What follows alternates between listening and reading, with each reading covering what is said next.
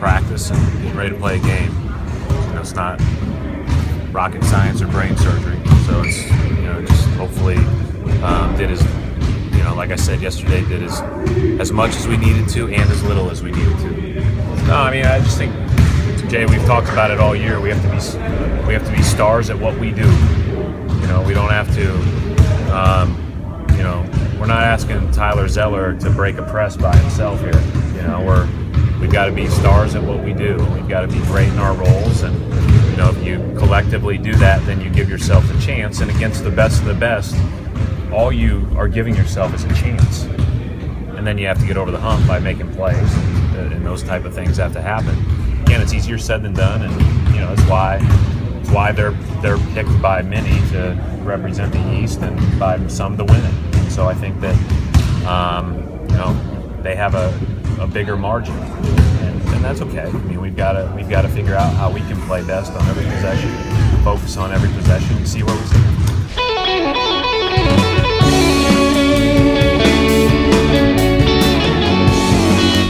We are here at Health Point for, we'll call it the Wall Fame Report. I'm here with Zack Cox of NESN.com. We're going to go through the 3 key points that we're looking at ahead of Game 1 for this series between the Celtics and the Cavaliers. The first being the point guard matchup. So Kyrie Irving's one of the biggest stars in the league, one of the best scoring point guards in the league. The Celtics have 2 great point guard defenders, and then 1 great offensive point guard that can't really defend to save his life, although he tries hard. So we'll give him credit for that. So how do the Celtics defend Kyrie Irving?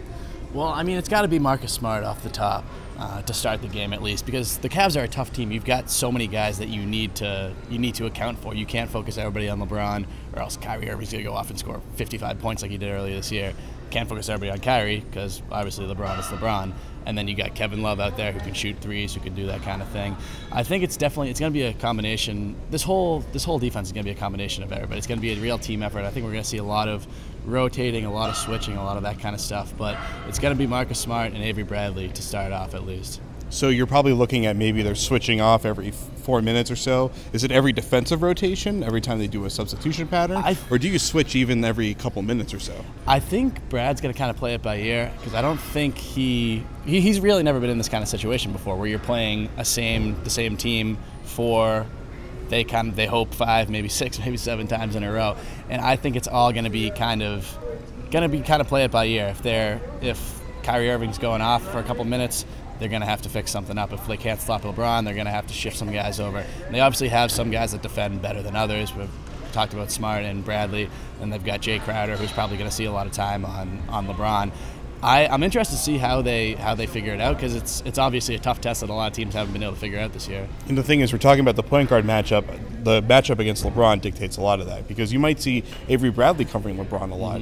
Obviously, he's undersized. We saw Rondo did that a lot of the time. I think LeBron has adapted his game to the point that doesn't work nearly as much anymore, because he plays a lot closer to the hoop.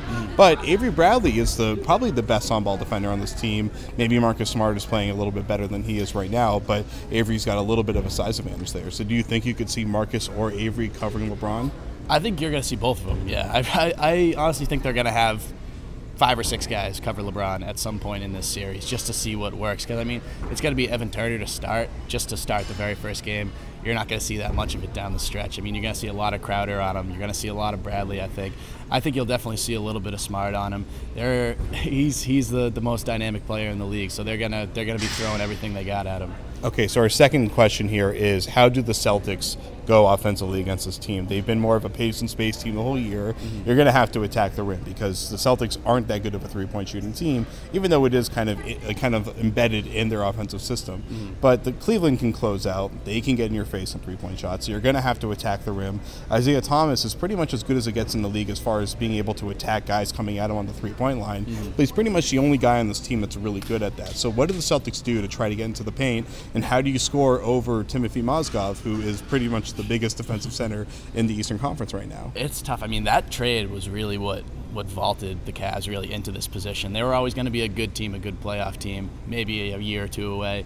That Mozgov trade and the J.R. Smith ones, that's what really shot them in, because they didn't have that big dude down low, and they do now. And Mozgov is a terrible matchup for anybody. And the Celtics, like you said, don't really have that kind of penetrator that can get to the rim, except for Isaiah Thomas. He's really the only guy they have. And I think Mozgov has about 3.5 feet on him. So it's a little. That sounds about right. That sounds about right. It's a tricky matchup. It's like they're gonna.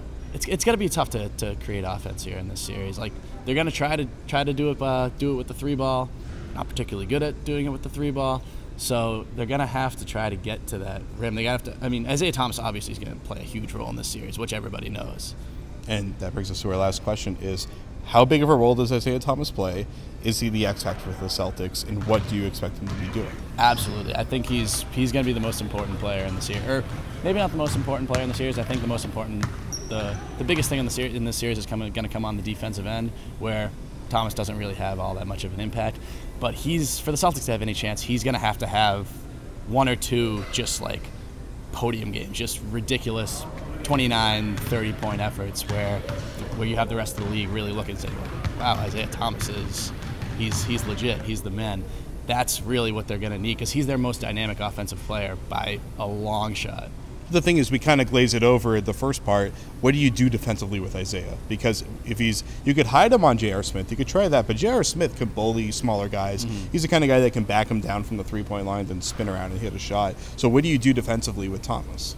It's tough. It's a tough thing. I mean, I do like the fact that when he's on the court, a lot of the times he's with Marcus Smart, he's with Crowder, he's with Bradley, sometimes guys that are really can kind of cover for him on the defensive end. I think it's a risk reward kind of thing. You want the offense, and it's worth sacrificing a little bit of defense. But if David Blatt can find a way to can kind of game plan a way to just attack at Thomas on the defensive end to really counteract his offensive potential, I think that could be a big storyline looking forward in the series. Well, there's going to be plenty of storylines in the series, and we'll have more from you on the Garden Report on CLNS Radio, Celtics blog, and now we're partnering with Nesson.com to try to bring you that content anywhere possible. So for Zach, I'm Jared. We will see you after Game 3 back at the Garden. At the actual Garden. At the actual Garden, on the Garden Report. LeBron's kind of overrated, isn't he?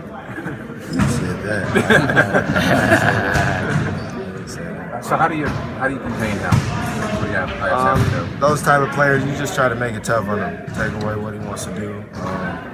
Show a crowd, show all 5 guys when he has the ball.